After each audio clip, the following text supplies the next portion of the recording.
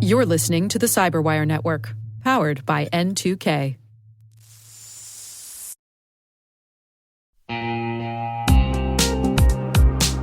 Bad actors don't break in, they log in. Attackers use stolen credentials in nearly 9 out of 10 data breaches. And once inside, they're after one thing: your data. Varonis's AI-powered data security platform secures your data at scale. Across LaaS, SaaS, and hybrid cloud environments, join thousands of organizations who trust Varonis to keep their data safe. Get a free data risk assessment at varonis.com.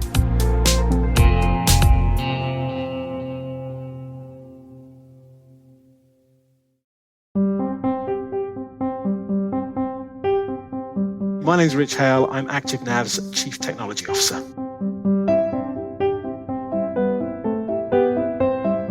I wanted to be a board game designer and player. I had my time with electronic games, of course, and I always wanted to be a programmer. But when I boil it down, I wanted to design board games, and I still love playing board games today. But if you talk to my colleagues, my friends, my family, they'll tell you that ultimately I wanted to join the Air Force. I actually did manage to achieve that one. I haven't yet designed a single board game successfully, so.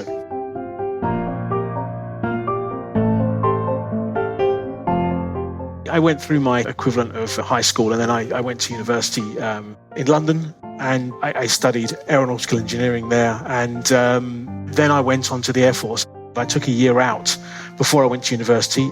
Really lucky to have a chance to travel a bit, visit other air forces around the world, and also had a chance to learn to fly as well. So that was my kind of year out before I went off to college.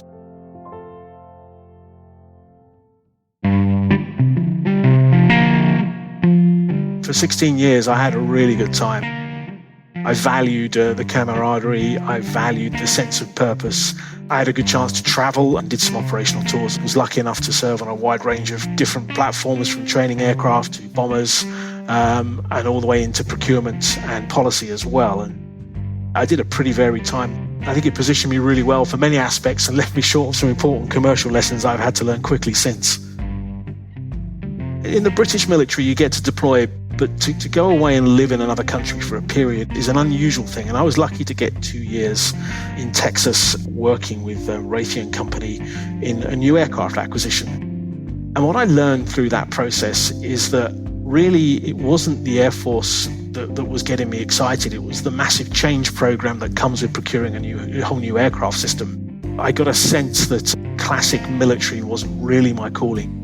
I came back to the UK, and there was an empty post for what was called the Defence Information Infrastructure Programme, which was essentially the largest migration of technology, I believe, in the UK at the time, 727,000 users to be migrated onto a whole new infrastructure. The task essentially boiled down to what does the Air Force do with its data? And I was asking the very obvious question: how do I know what to do with my data if I don't know what it is? That's when I met ActiveNav. I got involved in designing the software that would enable the Air Force to understand its data holdings overall.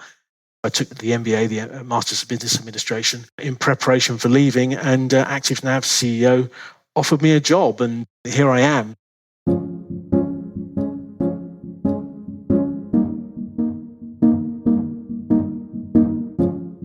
We are looking to enable organizations really to shed light on their data, and technology really hasn't cracked that problem yet. And it brings such an enormous range of challenges.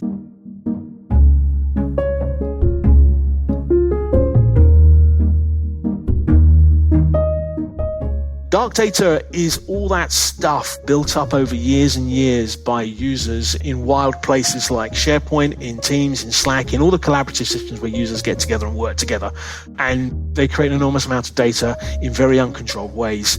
And it never gets touched. It contains sensitive data, risky data. It contains personal data, all sorts of data that shouldn't just be left lying around, but it does.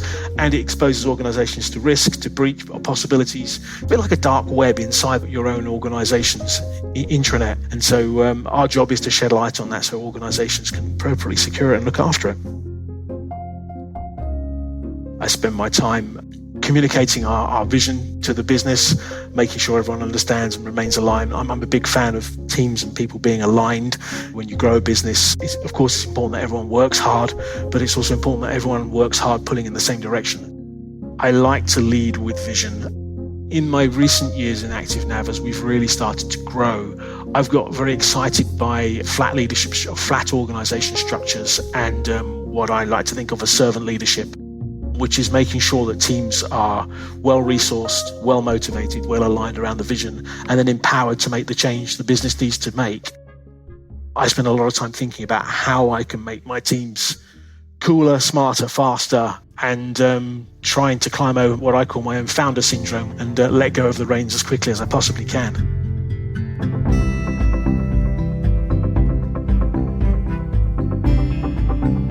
For me, when you see that you're making progress overall, then it's easy to take the tough days. And then I think the other thing I've learned is don't be afraid to reach out to other people. It's not a bad thing to show some vulnerability, and if you're having a tough day, you can reach out to your colleagues. And I mean, the toughest thing about a career shift, I give credit to the British military, the Royal Air Force. They prepare their people very well for change, but certainly it's daunting stepping across the line.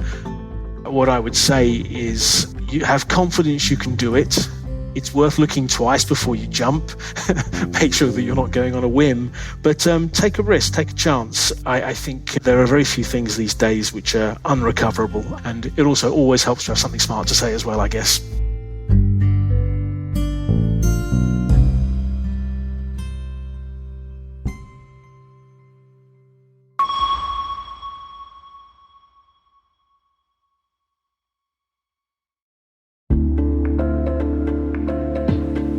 What's the common denominator in security incidents?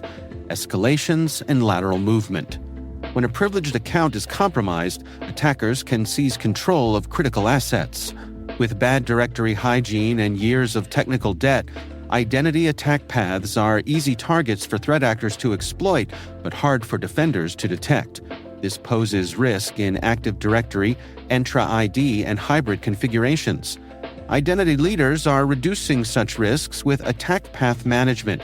You can learn how attack path management is connecting identity and security teams while reducing risk with Bloodhound Enterprise, powered by SpecterOps.